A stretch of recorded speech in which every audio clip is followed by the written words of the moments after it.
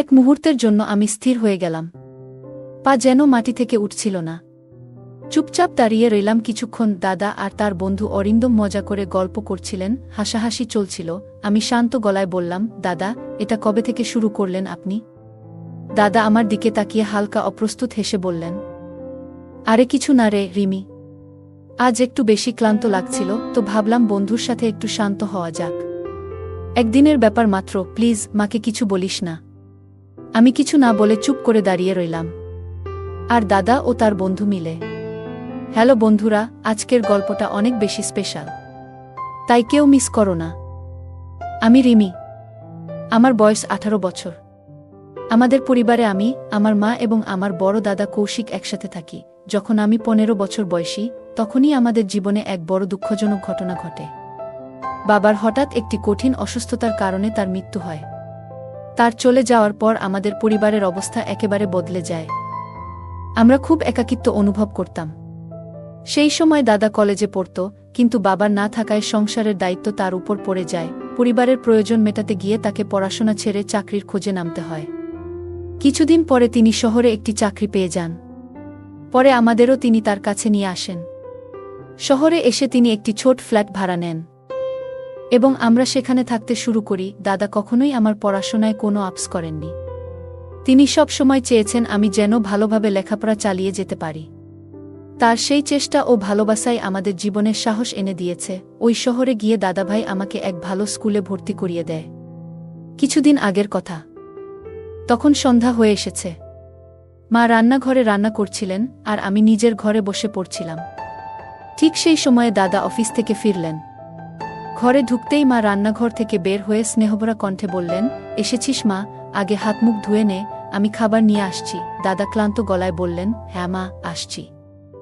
আমি দরজার ফাঁক দিয়ে উকি দিয়ে দেখলাম, দাদার চোখে মুখে ক্লান্তি স্পষ্ট, কিন্তু সেই চিরচেনা ভালোবাসা আর দায়িত্ববোধের আলো তখনও চোখে জ্বলছিল, যেটা বাবার না থাকার পর আরও তীব্র হয়েছে। তিনি নিজের ব্যাগটা এক কোণে রেখে ধীরে ধীরে ওয়াশ বেসিনের দিকে এগোলেন। ওদিকে মা প্লেটে গরম গরম পরোটা, মিক্স সবজি আর একটু আচার নিয়ে টেবিলে সাজিয়ে রাখলেন। তারপর আমার দিকে তাকিয়ে বললেন, রিমি মা, তুইও একটু খেয়ে নে, সারাক্ষণ তো শুধু পড়েই যাচ্ছিস। আমি বই বন্ধ করে কলমটা টেবিলে নামিয়ে রেখে উঠে বললাম, আসছি মা। বেরিয়ে এসে দেখি দাদা টেবিলে বসে আছেন আর মা পাশে বসে আছেন। আমি ধীরে ধীরে গিয়ে দাদার সামনের চেয়ারে বসলাম। তিনি আমার দিকে তাকিয়ে হেসে বললেন, আমার ছোট বোন কেমন আছে? আমি হেসে বললাম, ভালো আছি দাদা ভাই। আপনি তো খুব ক্লান্ত দেখাচ্ছেন। দাদা একটু হেসে বললেন, আজ কাজ একটু বেশিই ছিল। চল আগে একটু খেয়ে নিই, তারপর আড্ডা হবে। আমি মাথা নেড়ে খেতে শুরু করলাম, কিন্তু মাত্র 2-3 লোকমা খেয়েছি। তখনই দাদা হঠাৎ যেন কিছু মনে পড়ে যাওয়ার মতো বললেন, আরে মা, আপনাকে একটা কথা বলা তো ভুলেই গেছি। মা একটু চিন্তিত মুখে বললেন, কি হলো রে? দাদা একটু গম্ভীর হয়ে বললেন, পবন দাদার ফোন এসেছিল। বলল, মামি অসুস্থ, আপনাকে খুব দেখতে চাইছে। পবনদা আমাদের মামির ছেলে। এ কথা শুনে মায়ের মুখটা একদম পড়ে গেল। হাতে খাবার থেমে গেল, চোখ ভিজে উঠল। মা একটু কাপা গলায় বললেন, কি হয়েছে রে দিদিকে? অনেকদিন কথা হয়নি। দাদা সান্ত্বনা দিয়ে বলল, ঠিক জানি না মা, শুধু বলল বেশ কিছুদিন ধরে অসুস্থ আর আপনাকে খুব মিস করছে। মা সঙ্গে সঙ্গে বললেন, ফোনটা দে তো, আমি একটু কথা বলি দিদির সঙ্গে। দাদা তখন খেতে খেতে পকেট থেকে ফোন বের করে নম্বর ডায়াল করল, কিন্তু রিং হচ্ছিল না, সম্ভবত নেটওয়ার্ক সমস্যা। আবার চেষ্টা করল, তবুও একই অবস্থা। মায়ের চোখে চিন্তার ছাপ স্পষ্ট। তিনি ধীরে ধীরে বললেন, সব ঠিক আছে তো কৌশিক? কেন ফোন লাগছে না? দাদাভাই মায়ের হাত ধরে বললেন, মা চিন্তা করো না, চলো আমরা আগামীকাল সকালে বেরিয়ে পড়ি মামির বাড়ির দিকে। তুমি দেখা করে এসো, আর 2-3 দিনের মধ্যে ফিরে আসব। মা শান্ত গলায় বললেন, ঠিক আছে রে, মনটা খুব অশান্ত লাগছে, একবার শুধু নিজের বোনকে চোখে দেখলেই শান্তি পাব। সেই রাতটা যেন একটু বেশি চুপচাপ ছিল। দাদাভাই পরের দিনের জন্য অফিস থেকে ছুটি নিয়ে রেখেছিলেন। তার পরদিন রবিবার ছিল, তাই 2 দিন হাতে সময় ছিল। সকালে সবার ঘুম ভাঙল খুব তাড়াতাড়ি। দাদা ব্যাগ গুছিয়ে ফেললেন, মা পুজো সেরে একটু প্রসাদ রেখে দিলেন থালায়। আমি চুপচাপ দাঁড়িয়েছিলাম দরজার পাশে। আপনারা দেখছেন বাংলা অডিও স্টোরিজ চ্যানেল। দাদাভাই এগিয়ে এসে আমার মাথায় হাত রেখে বললেন, রিমি, তুই ঘরে থাকিস, কিছু দরকার হলে পাশের বাড়ির কাকিমাকে দিয়ে ফোন করিয়ে নিস। আর হ্যাঁ, দরজা সবসময় ভালো করে বন্ধ রাখিস, বুঝলি? আমি হালকা হেসে মাথা নেড়ে বললাম, ঠিক আছে দাদা ভাই, তোমরা ভালো করে যেও আর মায়ের খেয়াল রেখো। মা এগিয়ে এসে মাথায় হাত রেখে বললেন, কোনো কিছু দরকার হলে ফ্রিজে সব রাখা আছে। আর হ্যাঁ, পড়াশোনা ঠিকঠাক করিস, নিজের খেয়ালও রাখবি। আমি ওদের দরজা পর্যন্ত এগিয়ে দিয়ে এলাম। ওরা বেরিয়ে যেতেই বাড়িটা যেন হঠাৎ করে একেবারে নিঃসাড় হয়ে গেল। আমি দরজা বন্ধ করে কপাট আটকে নিলাম, তারপর নিজের ঘরে এসে চুপচাপ বসে পড়লাম। দিনটা কেটে গেল খাওয়া দাওয়া আর পড়ার মধ্যে। রাতে নিজে রান্না করলাম, খেয়ে ঘুমিয়ে পড়লাম। পরদিন সকালে উঠে আবার রান্না করছিলাম, তখনই হঠাৎ দরজার ঘণ্টি বেজে উঠল। আচমকা ঘণ্টির শব্দে বুক কেঁপে উঠল। মনে হলো হয়তো মা আর দাদা ফিরে এসেছে। আমি দ্রুত দরজার দিকে ছুটলাম। দরজা খুলে দেখি দাদাই দাঁড়িয়ে আছেন একা। আমি অবাক হয়ে জিজ্ঞেস করলাম, আরে দাদা ভাই, মা কোথায়? মামি কেমন আছেন? দাদা হালকা হাসি দিয়ে ঘরে ঢুকলেন, বললেন, মামি এখন অনেকটা ভালো আছেন, চিন্তার কিছু নেই। তবে মা আসেনি। আমি অবাক হয়ে আবার জিজ্ঞেস করলাম, কিন্তু মা কেন আসেনি? দাদা একটু নিঃশ্বাস নিয়ে বললেন, মামি অনেক দিন ধরেই একা ছিল। মা যখন ওকে দেখতে গিয়েছিল তখন ও বলল মা যেন কিছুদিন থেকে যায়। মাও দেখল সত্যিই একা মানুষ, তাই আর না বলতে পারেনি। 2-1 দিন সেখানেই থাকবে। আমি মাথা নেড়ে বুঝিয়ে দিলাম। একটু খারাপ লাগলেও পরিস্থিতি বুঝে আর কিছু বলিনি। তুমি আগে হাত মুখ ধুয়ে নাও দাদা, আমি খাবার গরম করে দিচ্ছি, বললাম শান্ত গলায়। দাদা হালকা গলায় বললেন, আমি একটু ফ্রেশ হয়ে নেই, তখন পর্যন্ত তুমি খাবার গরম করে দাও তো, খুব খিদে পেয়েছে আজ। আমি হাসি মুখে ওয়াশরুমের দিকে ইশারা করলাম আর নিজের রান্নাঘরের দিকে চলে গেলাম। কিছুক্ষণ পর দাদা এসে টেবিলে বসে পড়লেন। বললেন, আজ তোমার রান্নাঘরে কি স্পেশাল রাঁধলে ছোট্ট শেফ? আমি প্লেটে ভাত আর আলু ফুলকপির তরকারি আর পাঁপড় সাজিয়ে দিলাম। বললাম, দেখে খেয়ে নিজেই বলো ভালো হয়েছে কিনা। দাদা প্রথম গ্রাস মুখে দিয়ে বললেন, ওহ চমৎকার, একদম মায়ের হাতের রান্নার মতো লাগছে। আমি হেসে বললাম, ধন্যবাদ দাদা। তারপর নিজের প্লেটেও খাবার তুলে নিলাম। একসাথে বসে খাওয়া শেষ হলে দাদা বললেন, আজ খুব ক্লান্ত লাগছে রিমি, একটু বিশ্রাম নি। আমি বললাম, ঠিক আছে দাদা, তোমার রুম রেডি আছে। দাদা উঠে গেলেন নিজের ঘরের দিকে। দুপুরের নীরবতা চারপাশে ছড়িয়ে পড়েছিল। আমিও নিজের ঘরে গিয়ে শুয়ে পড়লাম। কিছুক্ষণ পর ঘুম ভেঙে গেল। তখন সন্ধ্যা হয়ে গেছে, জানালার বাইরে সূর্যাস্তের আলো গাঢ় সোনালি ছায়া ফেলছে। আমি উঠে ফ্রেশ হয়ে রান্নাঘরে গেলাম। ডাল চড়ালাম গ্যাসে, রুটি বানানোর জন্য আটা মাখতে শুরু করলাম। এদিকে দাদা তার ঘরে বসে টিভিতে ক্রিকেট দেখছিলেন। এমন সময় হঠাৎ করে দরজার ঘণ্টি বাজল। হাতে আটা মাখানো থাকায় আমি দরজার দিকে তাকিয়ে বললাম, দাদা, দরজাটা খুলে দাও তো, আমি হাত মাখানো। কিন্তু টিভির শব্দ এত জোরে ছিল যে উনি শুনতেই পেলেন না। কয়েকবার ডাকলাম, তাও উত্তর নেই। অবশেষে আমি হাত থেকে আটা ঝেড়ে নিয়ে দরজার দিকে এগোলাম। দরজা খুলতেই দেখি একজন অপরিচিত যুবক দাঁড়িয়ে, বয়স দাদার কাছাকাছি হবে। তার পরনে পরিপাটি পোশাক, মুখ পরিষ্কার পরিচ্ছন্ন, কিন্তু চোখে একটা অদ্ভুত চাহনি, যেটা আমার একেবারেই ভালো লাগল না। আমি একটু সরিয়ে দাঁড়িয়ে বললাম, জি, আপনি কে? সে কিছু না বলে কেবল আমার দিকে তাকিয়ে রইল, যেন কিছু একটা বলার চেষ্টা করছে। আমি এবার গলায় একটু কঠোর স্বর এনে বললাম, আপনি কে, কাকে খুঁজছেন? তখন সে হালকা গলায় বলল, আমি অঙ্কিত, কৌশিকের বন্ধু। উনিই ডেকেছেন। আমি তখনও পুরোপুরি নিশ্চিত না হয়ে শান্ত স্বরে বললাম, একটু দাঁড়ান, আমি জিজ্ঞেস করে আসছি। আমি গিয়ে দাদার রুমের দরজায় গিয়ে বললাম, দাদা, একজন অঙ্কিত এসেছে বলে তোমার বন্ধু। দাদা ভেতর থেকে বললেন, হ্যাঁ হ্যাঁ, আমিই ডেকেছি ওকে, নিয়ে এসো ভেতরে। আমি ফিরে গিয়ে বললাম, চলুন ভেতরে আসুন, দাদা আপনাকে ভেতরে ডাকছেন। আমি সামনে হাঁটছিলাম আর সে পিছন পিছন আসছিল। তার উপস্থিতি কিছুটা অস্বস্তিকর লাগছিল, কিন্তু আমি নিজেকে শান্ত রাখলাম। দাদার রুমের সামনে গিয়ে আমি ইশারা করে বললাম, ভেতরে চলে যান। সে হালকা করে একটা হাসি দিল, যেটা না জানি কেন আমার ভেতরটা আরও অস্থির করে তুলল। তবুও কিছু না বলে আমি রান্নাঘরের দিকে ফিরে এলাম। আবার রুটি বানানো শুরু করলাম, কিন্তু মনটা বারবার বিঘ্নিত হচ্ছিল। সেই ছেলেটির চোখের চাহনি, তার নীরবতা আর সেই অদ্ভুত হাসি, সবকিছু মিলিয়ে কিছু একটা ঠিকঠাক মনে হচ্ছিল না। তবুও নিজেকে বোঝালাম, হয়তো আমার মনের ভুল, দাদার বন্ধু বলেই তো এসেছে।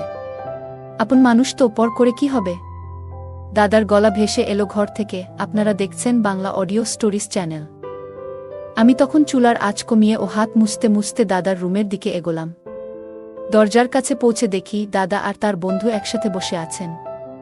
সামনে ছোট একটা টেবিল আর তার উপর রাখা একটা বোতল। প্রথমে বুঝতে পারিনি, তারপর ভালো করে তাকিয়ে দেখি তা একটা পানীয় বোতল। এক মুহূর্তের জন্য আমি স্থির হয়ে গেলাম। পা যেন মাটি থেকে উঠছিল না। চুপচাপ দাঁড়িয়ে রইলাম কিছুক্ষণ। দাদা আর অরিন্দম মজা করে গল্প করছিলেন, হাসাহাসি চলছিল। আমি শান্ত গলায় বললাম, দাদা, এটা কবে থেকে শুরু করলেন আপনি? দাদা আমার দিকে তাকিয়ে হালকা অপ্রস্তুত হেসে বললেন, আরে কিছু না রে রিমি, আজ একটু বেশি ক্লান্ত লাগছিল, তো ভাবলাম বন্ধুর সাথে একটু শান্ত হওয়া যাক। একদিনের ব্যাপার মাত্র, প্লিজ মাকে কিছু বলিস না। আমি কিছু না বলে চুপ করে দাঁড়িয়ে রইলাম। দাদা আবার বললেন, এই যে তুই একটু পাকোড়া ভেজে দে না, একটু নাস্তার দরকার। আমি কিছু বললাম না। নিজেকে সামলে নিয়ে মাথা নাড়লাম আর রান্নাঘরের দিকে পা বাড়ালাম। কড়াইতে তেল গরম হতে দিলাম, তারপর আলুর স্লাইস বেসনে ডুবিয়ে এক এক করে পাকোড়া ছেড়ে দিতে লাগলাম। বাইরে থেকে এখনো হাসির শব্দ ভেসে আসছিল, কিন্তু আমার মনে একরাশ অস্বস্তি। এই সেই দাদা, যার শান্ত ও দায়িত্বশীল রূপ দেখে আমি গর্ব করতাম, আজ এক অচেনা মানুষের সঙ্গে বসে এমন কাজ করছেন, এটা মেনে নিতে কষ্ট হচ্ছিল। ভাবনার ঘোরে ছিলাম, হঠাৎ পেছনে কারো উপস্থিতি টের পেলাম। মনে হলো কেউ খুব আস্তে পা ফেলে আমার একদম পেছনে এসে দাঁড়িয়েছে। চমকে পেছন ফিরলাম, অরিন্দম দাঁড়িয়ে। আমার চোখে ক্ষোভ আর ভয় দুটোই ফুটে উঠল। আমি জিজ্ঞেস করলাম, আপনি এখানে কেন? সে অদ্ভুত হাসি দিয়ে বলল, কৌশিক বলেছিল দেখে আসি পাকোড়া হয়ে গেছে কিনা। তখন আমার ধৈর্যের বাঁধ ভেঙে গেল। আমি কড়া গলায় বললাম, আমি মানুষ, মেশিন না। পাকোড়া হয়ে গেলে নিজেই দিয়ে আসব। আপনি দয়া করে আপনার রুমে ফিরে যান। সে কিছুটা থতমত খেয়ে বলল, কিছু সাহায্য লাগলে বলো, আমি করে দিচ্ছি। আমি চোখে চোখ রেখে বললাম, সাহায্য করতে চাইলে এখান থেকে চলে যান, সেটাই আমার জন্য সবচেয়ে বড় সাহায্য। আমার কণ্ঠে এমন দ্বিধা ছিল যে তার মুখের রং বদলে গেল। কিছু একটা বলার চেষ্টা করেও নিজেকে থামিয়ে নিল। তারপর হালকা বিরক্তিতে মুখ ফিরিয়ে সরে গেল। অরিন্দম চুপচাপ আবার দাদার ঘরে ফিরে গেল। আমি আবার পাকোড়ায় মন দিলাম, কিন্তু এবার আঙুল কাঁপছিল। তেলের ছিটা যেন আগের চেয়ে বেশি জ্বালা দিচ্ছিল। এই সন্ধ্যা আর আগের মতো স্বাভাবিক লাগছিল না। বাতাসে একটা অজানা অস্বস্তি মিশেছিল। সবকিছু ঠিকঠাক হলেও মনে হচ্ছিল কিছু একটা ঠিক নেই। পাকোড়া হয়ে গেল, কিন্তু থালায় তুলে নেওয়ার পরও আমি দাঁড়িয়ে রইলাম। যেন পাই নড়ছিল না। বুকের ভেতর একটা অদ্ভুত ধুকধুকানি শুরু হয়েছিল, তবুও সাহস সঞ্চয় করে দাদার জন্য মনে জোর এনে ধীরে ধীরে সেই থালা হাতে ঘরের দিকে এগোলাম। দরজা ঠেলেই যা দেখলাম, আমার শরীর ঠান্ডা হয়ে গেল। দাদা বিছানায় চুপচাপ শুয়েছিলেন, চোখ বন্ধ, শ্বাস একটু অস্বাভাবিক। দেখে মনে হচ্ছিল শরীর খারাপ হয়ে গেছে। আমি আতঙ্কিত হয়ে বললাম, দাদা, কি হয়েছে আপনাকে? অরিন্দম পাশেই ছিল, হাতে টিভির রিমোট আর অন্য হাতে একটা গ্লাস। সে নির্লিপ্ত ভঙ্গিতে হেসে বলল, এত কিছু না, একটু বেশি খেয়ে ফেলেছে হয়তো। এমনিতে পছন্দ করে না তো, তাই। বিশ্রাম নিলেই ঠিক হয়ে যাবে। চিন্তা করো না। আমার হাত কাঁপছিল, তবুও নিজেকে সামলে নিয়ে বললাম, পাকোড়া এনেছি, টেবিলে রেখে যাচ্ছি। আমি থালাটা রেখে দিলাম, কিন্তু চোখ তখনও দাদার দিকেই। মন যেন কিছুতেই স্থির হচ্ছিল না। ঘরের পরিবেশটা হঠাৎ করে অনেক ভারী লাগছিল। আর সবচেয়ে বড় কথা, আমি এখন এই বাড়িতে একজন অচেনা পুরুষের সঙ্গে একা, যেই না ঘর ছেড়ে বেরিয়ে যেতে চাইলাম। পেছন থেকে অরিন্দম বলে উঠল, এই যে, এভাবে চলে যাচ্ছ? এত কষ্ট করে বানালে একটু বসে খাও না। ম্যাচও দারুণ চলছে, একসাথে দেখি না। তার গলায় কোনো আন্তরিকতা ছিল না, চোখে এক ধরনের অদ্ভুত দৃষ্টি, যেন আমাকে ভিতর থেকে পড়ে ফেলছে। আমার শরীর কাটা দিয়ে উঠল। তার চোখের ভাষা আমি বুঝে গিয়েছিলাম। আমি চট করে বললাম, আচ্ছা, আমি আর একটু পাকোড়া ভেজে নেই, আপনি খেতে শুরু করুন, আমি আসছি। এই বলে আমি দ্রুত ঘর ছেড়ে নিজের রুমে ঢুকে দরজা লাগিয়ে দিলাম। কাপা হাতে ছিটকিনি তুলে দিলাম। এখন আমার শ্বাস যেন গলায় আটকে আছে। আপনারা দেখছেন বাংলা অডিও স্টোরিজ চ্যানেল। জানালার বাইরে তাকালাম।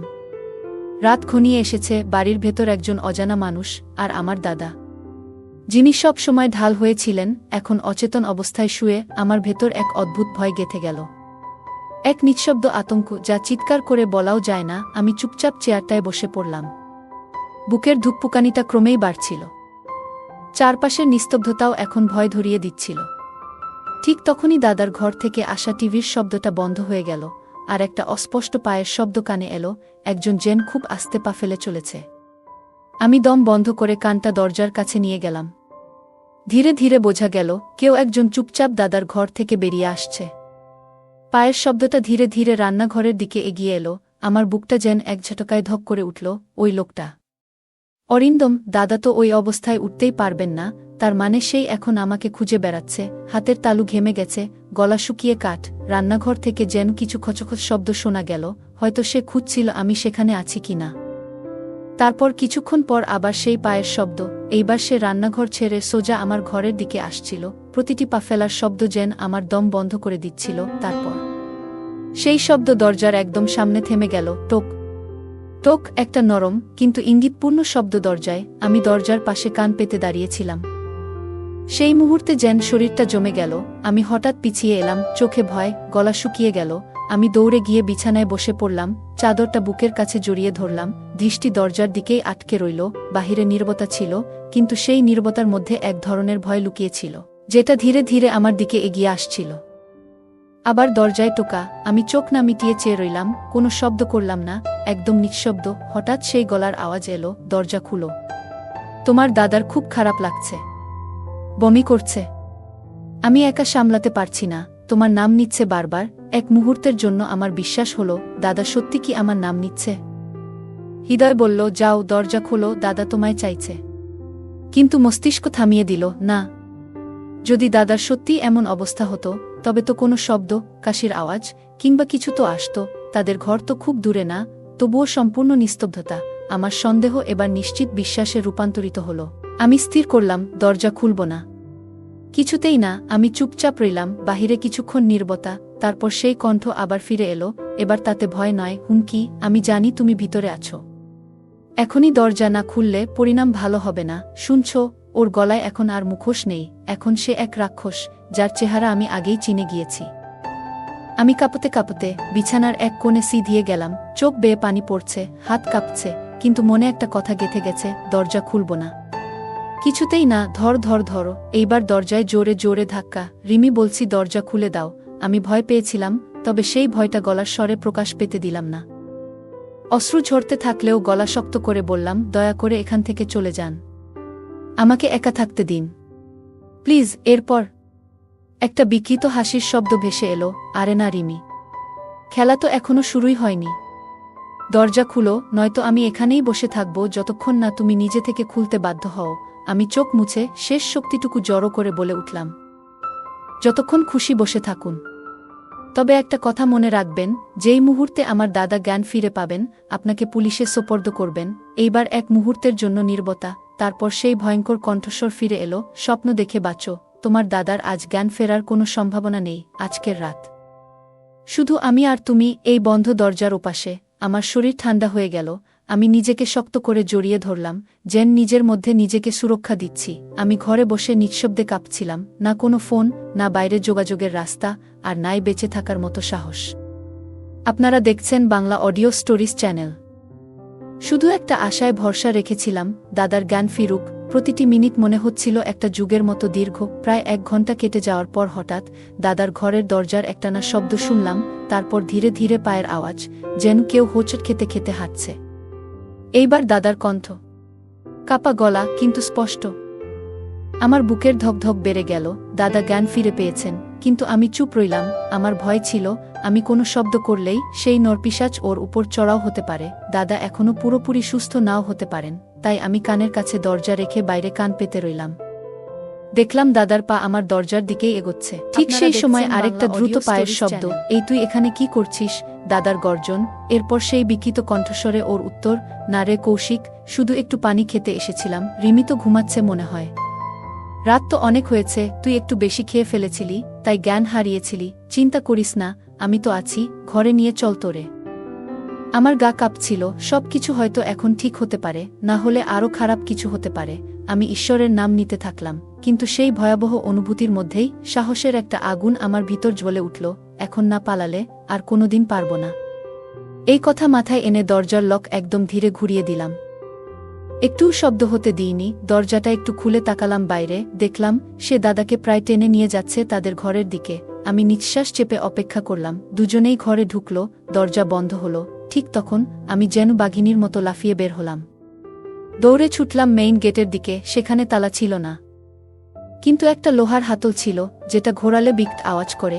এইবার দেরি করলে শেষ, ভাবলাম। একটানে হাতল ঘোরালাম, আওয়াজ হলো।